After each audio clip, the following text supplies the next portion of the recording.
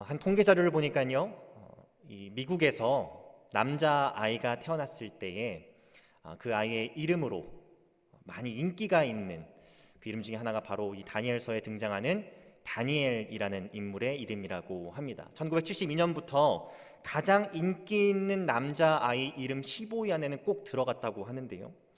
아마 주변에 데니얼이라는 이름 아니면 다니엘이라는 이름을 가지신 분들을 아마 한 명씩은 다 알고 계실 것이라고 생각이 됩니다.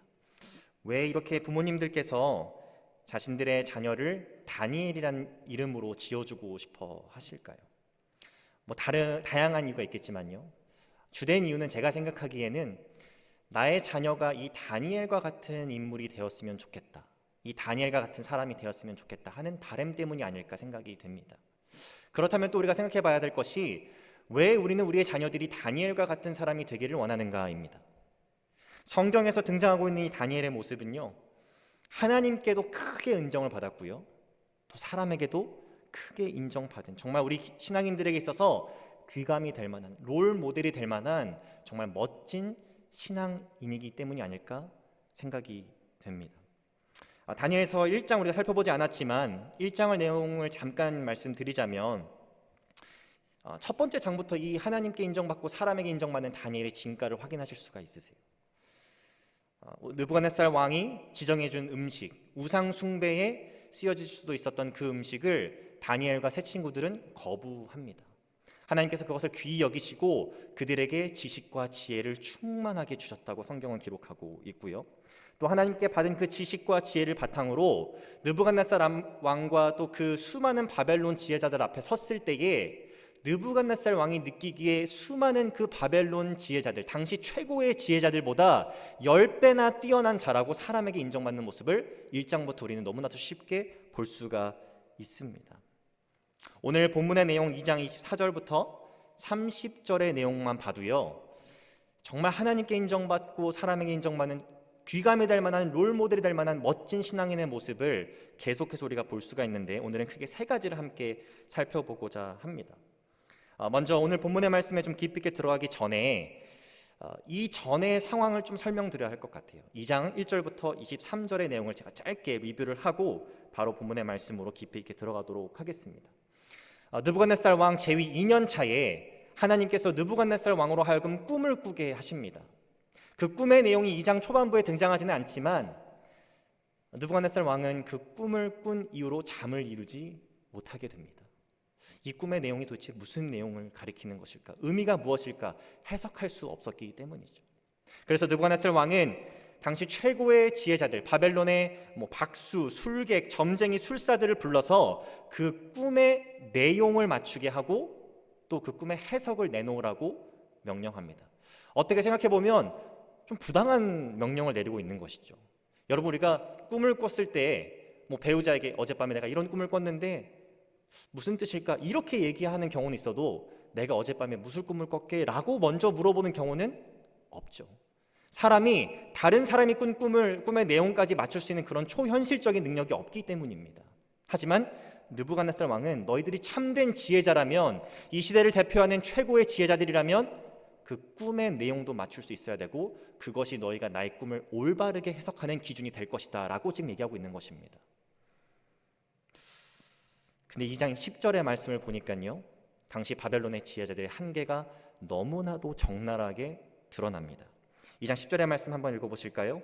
갈대아인들이 왕 앞에 대답하여 이르되 세상에는 왕의 그 일을 보일 자가 한 사람도 없으므로, 그 꿈의 내용을 말할 사람이 한 명도 없다라는 것입니다. 어떤 크고 권력 있는 왕이라도 이런 것으로 박수에게나 술객에게나 갈대아인들에게 물은 자가 없었나이다. 왕께서 지금 우리에게 요구하시는 것은 사람이 할 수 있는 것이 아닙니다. 부당한 요구를 하고 계신 것입니다 라를 아주 완곡하게 표현하고 있는 것이죠. 사실 이들은 불가능한 것들을, 초현실적인 것들을 가능하게 할 수 있는 능력자들이 아닙니다. 인간에 불과한 자들이죠. 하지만 그들은 아마도 지금까지 마치 불가능한 것들을 가능케 만드는 것처럼 보이게 하는, 속이는 삶을 살아왔던 것 같아요.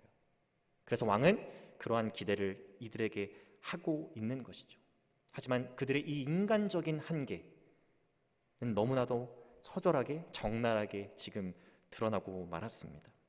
그래서 느부갓네살 왕은 이제 이 바벨론의 지혜자들에게 경노하여서 이들을 다 몰살하여라라는 명령을 자신의 부하인 아리옥에게 내리게 됩니다. 문제는 이 다니엘과 그의 세 친구 또한 그 지혜자들 리스트에 들어가 있었다라는 것이죠. 그 얘기를 전해들은 다니엘은 왕에게 찾아갑니다. 왕이시여, 나에게 시간을 조금만 더 주신다면 내가 그 꿈의 내용뿐만 아니라 해석까지도 왕에게 알려드릴 수 있습니다. 시간을 저에게 좀만 주십시오. 놀랍게도 지혜자들이 원했던 시간은 얻어지지 않았고 다니엘이 원했던 이 시간은 느부갓네살이 흔쾌히 줍니다. 그리고 그렇게 시간을 벌은 다니엘과 그 친구들은 하나님께 간절히 기도하기 시작하고 기도하는 가운데 환상을 통해서 하나님께서 다니엘에게 그 느부갓네살 왕이 꾼 꿈의 내용과 해석을 알려주십니다. 이것이 오늘 우리가 살펴볼 본문 바로 이전의 상황입니다. 하나님께서 이제 다니엘에게 그 꿈의 내용과 해석을 알려주셨습니다.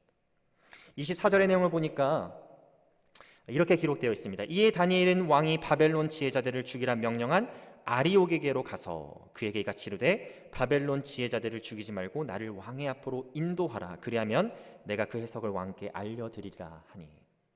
이제 하나님을 통해서 그 계시를 통해서 꿈의 내용과 해석 또한 알게 된 이 다니엘은 지체하지 않고 바로 아리옥이라는 인물에게 가서 나를 왕에게로 데려가 주십시오라고 요청하고 있어요. 여러분, 여기서 생각해 봐야 될 것이 하나 있는데요. 하나님께서 환상을 통해서 다니엘에게 느부갓네살 왕이 꾼 꿈의 내용은 이러하고 그 꿈의 해석은 이러하다라고 말씀해 주셨습니다. 근데 그것이 진짜 느부갓네살 왕이 꾼 꿈의 내용이고 의미인지 확인할 수 있는 길이 있을까요?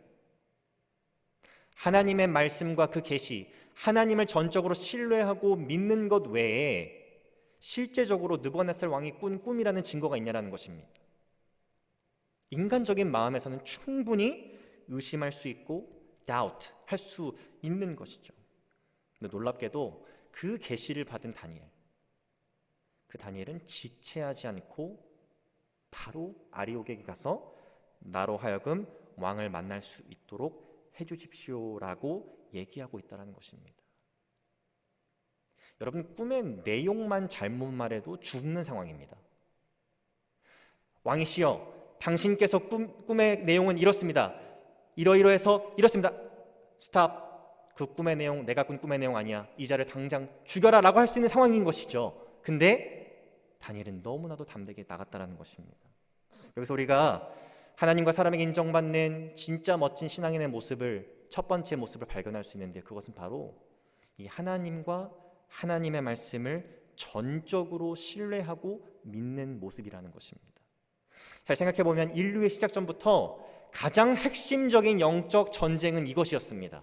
과연 하나님을 하나님으로, 하나님의 말씀을 하나님의 말씀으로 인정하는가 인정하지 않는가라는 문제였다는 것이죠. 여러분, 창세기 처음에 어떤 이야기가 있습니까? 선악을 알게 하는 나무의 과실을 너희가 먹지 말라고 하나님께서 말씀하셨습니다. 근데 사탄이 등장해서 그것을 먹으면 너희가 하나님과 같이 될 것이다. 하나님을 하나님으로 인정하는 것, 하나님의 말씀을 그대로 하나님의 말씀으로 받아들이고 신뢰하는 것, 이것이 영적 전쟁의 핵심적인 요소였다라는 것이죠. 지금도 그렇고 예수님께서 재림하시기 전까지도 계속해서 이 영적 전쟁은 이어집니다. 다니엘은 너무나도 멋지게 이 영적 전쟁에서 승리하고 있었고, 그렇기 때문에 하나님께도 인정받고 사람에게도 인정받는 훌륭한 신앙인으로 본이 되는, 롤 모델이 되는 사람으로 지금 인정받고 있는 것이죠. 어제 우리가 살펴본 다니엘의 기도 20절에서 23절의 내용을 보면 더욱더 그의 멋진 신앙인의 모습이 드러납니다. 그가 어떻게 하나님을 인지하고 있었고 하나님의 말씀을 어떠한 자세로 대하고 있었는지를 볼 수가 있습니다. 너무나 중요한 내용이기 때문에요, 한번 천천히 읽어보길 원하는데요, 20절부터 23절의 내용입니다. 다니엘이 말하 이르되 영원부터 영원까지 하나님의 이름을 찬송할 것은 지혜와 능력이 하나님께 있습니다. 그는 때와 계절을 바꾸시며 왕들을 패하시고 왕들을 세우시며 지혜자에게 지혜를 주시며 총명한 자에게 지식을 주시고, 그는 깊고 은밀한 일을 나타내시고 어두운 데에 있는 것을 아시고 또 빛이 그와 함께 있도다. 23절, 주께서 이제 내게 지혜와 능력을 주시고 우리가 주께 구한 것을 내게 알게 하셨다. 많은 내용이 등장하는데 이것을 아주 함축시키면 네 글자입니다. 전지전능. 다니엘이 믿고 있는 하나님께서는 전지전능한 하나님이시고, 그렇기 때문에 하나님을 온전히 신뢰할 수 있고 하나님께 전적인 신뢰와 믿음을 드릴 수 있다는 것이죠.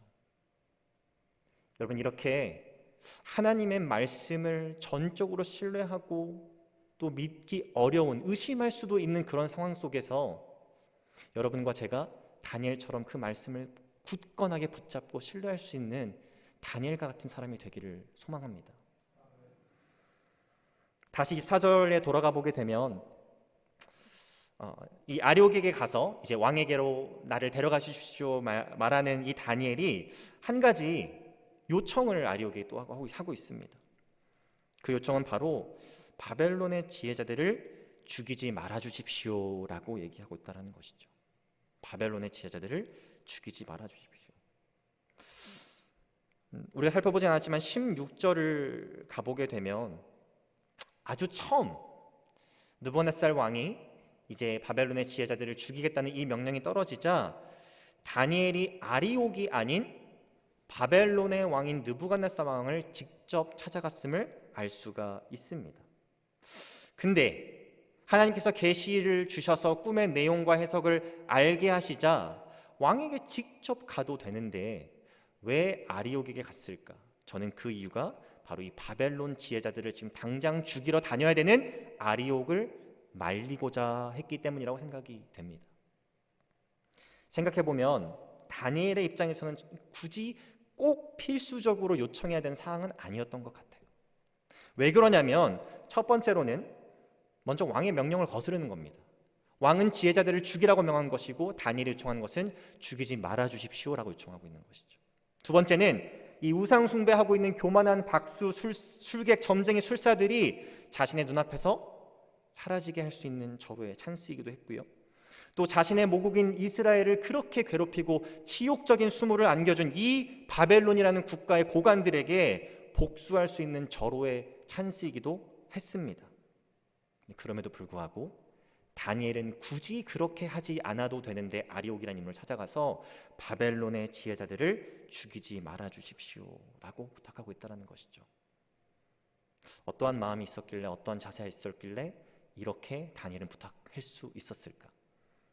아마도 그는 나보다 남을 낮게 여기는 마음, 더 긍휼히 여기는 마음, 그들을 향한 연민의 마음이 있었기 때문에 이러한 부탁을 할 수 있었지 않나 생각이 됩니다.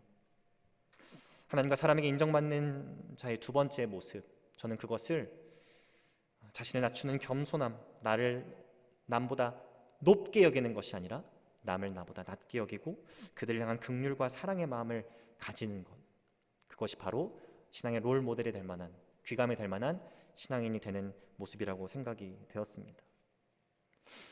근데 여기서 중요한 것은 다니엘이 자신을 낮추는 데에서 멈춘 것이 아니라 남을 나보다 낮게 여기는 긍휼의 마음을, 연민의 마음을 가진 데 그치는 것이 아니라 한 단계 더 나아가서 정말 참된 겸손과 낮아짐의 모습을 보여주는데 25절과 26절을 보게 되면 이 아리옥이 이제 다니엘의 요청대로 느부갓네살 왕에게 찾아갑니다. 그래서 다니엘을 데려가서 이 자가 당신께서 요구하신 그 요구를 충족시킬 수 있는 자입니다. 그 꿈의 내용과 해석을 알려줄 수 있는 자입니다라고 소개를 하고 느부갓네살 왕은 한 번 더 확인하죠. 다니엘에게 너가 정말 그렇게 할 수 있느냐? 그래서 27절 다 함께 보시면 다니엘이 왕 앞에 대답하여 이르되 왕이 물으신 바 은밀한 것은 지혜자나 술객이나 박수나 점쟁이가 능히 왕께 보일 수 없으되. 여기서 뭐라고 말하고 있는 것이냐면 왕께서 지금 요청하고 계신 것은 그 어떤 지혜자도 충족시킬 수 없는 것입니다. 자, 여러분 28절 보지 마시고 제가 임의적으로 28절을 한번 말씀드려 볼게요. 지금 다니엘의 입장에서는 충분히 그 어떤 지혜자도 할 수 없지만 나는 할 수 있습니다. 왕이시여. 왕에게 포인트를 딸 수 있는, 신망을 얻을 수 있는 절호의 찬스가 찾아왔어요. 그 누구도 할 수 없는 일을 내가 할 수 있습니다. 나에게 그런 능력이 있고 그런 지혜가 있습니다 라고 할 수 있지만 28절을 보니까 나를 높일 수 있는 상황에서 다니엘은 나를 낮추고 하나님을 높이는 모습을 보이고 있습니다. 28절 29절 한번 읽어보도록 하겠습니다. 오직 은밀한 것을 나타내실 이는 하늘에 계신 하나님이시라. 그가 느부갓네살 왕에게 후일에 될 일을 알게 하셨나이다. 왕의 꿈 곧 왕이 침상에서 머릿속으로 받은 환상은 이러하니이다. 내가 아닙니다. 하나님이 하신 것입니다. 29절 왕이여 왕이 침상에서 장래일을 생각하실 때에 은밀한 것을 나타내시는 즉 하나님께서 장래에 일어날 일을 왕에게 알게 하셨습니다. 참된 겸손의 모습이 나를 낮추고 남을 나보다 낮게 여기고 그들을 향한 연민과 긍휼의 마음을 품는 것에서 그치는 것이 아니라 하나님을 높이는 데 있다는 것을 다니엘이 보여주고 있는 것 같아요. 여러분, 세상 사람들도요, 상황과 필요에 따라서 자신을 낮출 수 있는 사람 많이 있습니다. 엎드릴 줄 아는 사람 많이 있습니다. 하지만 성경이 얘기하고 있는 진짜 겸손은 내 자신이 낮아지는 데에서 있는 것이 아니라 그뿐만 아니라 하나님을 높이는 데 있다는 것을 이 시간 함께 우리가 기억할 수 있으면 좋겠습니다. 세 번째, 하나님과 사람에게 인정받는 참된 신앙인 롤모델이 될 만한 그런 사람의 모습 함께 살펴보고 말씀을 정리하겠는데요, 30절의 말씀 함께 읽어보도록 하겠습니다. 내게 이 은밀한 것을 나타내심은 내 지혜가 모든 사람보다 낮기 때문이 아니라 오직 그 해석을 왕에게 알려서 왕이 마음으로 생각하던 것을 왕에게 알려주려 하심이니이다. 여기서는 하나님께서 다니엘에게 그 꿈의 내용과 또 해석을 알려주신 이유와 목적을 우리가 발견을 할 수가 있는데요, 다니엘이 말하는 것을 잘 보면 그가 다른 일보다 더 잘나서, 그가 다른 이들보다 더 뛰어나서, 그가 다른 이들보다 더 지혜로워서가 아니라 하나님께서 하나님의 뜻을 이루시는 데 자신을 도구로 사용하셨기 때문이다라고 다니엘이 고백하고 있는 것을 지금 우리가 30절을 통해서 볼 수가 있습니다. 제가 이 말씀을 읽으면서요, 좀 고개가 갸우뚱거려지더라고요. 다니엘이 다른 사람보다 지혜롭지 않았다? 아니, 1장을 가보게 되면 느부갓네살 왕과 그 당대 최고의 지혜자들 앞에서 다니엘이 섰을 때에 느부갓네살 왕이 느낄 때에는 그가 그 모든 지혜자들보다 10배나 뛰어난 지혜자라는 것을 느껴질 정도로 그렇게 다니엘이 뛰어난 사람이었던 것이 사실입니다. 근데 다니엘은 하나님께서 나에게 그 주신 능력, 그 지혜, 그 놀라운 능력이 내 자신을 드러내고 내 자신을 높이고 하는데 쓰여지는 것이 아니라 하나님께서 하나님의 뜻을 이루시는데 도구로 쓰여지는 것이라는 것을 지금 인지하고 자신을 낮추고 있는 모습을 보이고 있는 것 같습니다. 우리가 하나님께서 주신 능력을 받고 그 능력을 사용했을 때에 크고 작은 변화가 일어나고 성과가 보이고 내가 생각하지 못했던 변화들이 일어날 때 그것이 마치 내가 한 것처럼, 내가 이룬 것처럼, 나의 성과인 것처럼 느껴질 때가 충분히 있을 수 있습니다. 하지만 다니엘의 이 고백을 통해서 우리가 알 수 있는 것은 우리가 갖고 있는 그 아주 작은 능력이라고 할지라도 그것이 하나님께로부터 먼저 온 것이고, 그 능력을 하나님께서 우리에게 허락하신 이유는 바로 하나님께서 이루시고자 하는 그 뜻을 이루시기 위해 우리를 도구로, 사명자로 사용하시기로 작정하셨기 때문이라는 것입니다. 하나님과 사람에게 인정받는 세 번째 그 모습은 바로 자신이 하나님의 뜻이 이루어지는 데 있어서 주인공이 아니라 하나님께서 주인공 되시도록 내가 단순히 쓰임받는 도구임을 기억하는 사명자로 살아가는 것, 그것이 하나님과 사람에게 인정받는 롤모델이 될 만한 진짜 신앙인의 세 번째 모습이라고 생각이 됩니다. 이러한 삶을 살아가는 다니엘에게 하나님께서 얼마나 크신 은혜를 주실까요? 또 이러한 다니엘은 얼마나 큰 영향력을 이 세상에 끼칠 수 있을까요? 우리가 또 다음에 살펴보겠지만 47절과 48절의 내용을 짧게 보게 되면 이 다니엘이 사람에게 또 하나님에게 인정받는 이 다니엘이 세상에 미치는 영향력, 또 하나님께 얻게 되는 상급이 무엇인지를 짧게 볼 수 있는 장면이 등장을 합니다. 47절을 보니까요, 왕이 대답하여 다니엘에게 이르되 너희 하나님은 참으로 모든 신들의 신이시요 모든 왕의 주제시로다. 내가 능히 이 은밀한 것을 나타내었으니 내 하나님은 또 은밀한 것을 나타내시는 이시로다. 담대하게 하나님의 말씀, 하나님을 신뢰하고 전적으로 믿은 이 다니엘, 남을 나보다 낮게 여기고 긍휼과 연민의 마음을 품은 다니엘, 그리고 하나님의 뜻이 나타나는 데 있어서 자신이 도구임에 불과하다는 사실을 인정하고 사명자로 살아간 이 다니엘은 느부갓네살로 하여금 이 놀라운 고백을 하게 만들어냅니다. 이 느부갓네살 왕으로 하여금 너가 믿는 그 신 하나님은 모든 신들의 신이시요 모든 왕의 주제시로다. 우리의 삶을 통하여서, 우리의 믿음을 통하여서, 우리의 삶의 모습을 통하여서 우리 주변에 하나님을 알지 못하는 사람들이 이러한 고백을 할 수 있다면 얼마나 놀라운 삶을, 귀한 삶을 우리가 사는 것일까요? 48절을 보니까 왕이 이에 다니엘을 높여 귀한 선물을 많이 주며 그를 세워 바벨론 온 지방을 다스리게 하며 또 바벨론 모든 지혜자의 어른을 삼았으며, 내가 철저하게 낮아지고 하나님을 높여드렸더니 하나님께서 나를 높여주시는 은혜를 다니엘은 경험하고 있는 것입니다. 오늘 말씀을 정리하면서 우리 성도님들께 이렇게 질문하고 싶습니다. 여러분, 다니엘과 같이 하나님께도 인정받고 또 사람에게도 인정받는 진짜 멋진 롤 모델이 될 만한 신앙인이 혹시 되고 싶으십니까? 그렇다면 우리가 다니엘서를 묵상하는 가운데 이 다니엘이라는 인물을 주목해서 함께 봤으면 좋겠습니다. 그가 얼마나 하나님의 말씀을, 하나님을 전적으로 신뢰했는지, 또 설령 자기의 원수라고 할지라도 그들을 어떻게 긍휼하게 여기고 연민한 마음으로 대했는지, 남을 나보다 낮게 여겼는지, 또 사명자로서 겸손히 살아갔는지를 우리가 기억해 본다면 우리 또한 다니엘처럼 살아갈 수 있는 힘을 얻고 용기를 얻을 수 있지 않을까, 그렇게 생각이 되어집니다.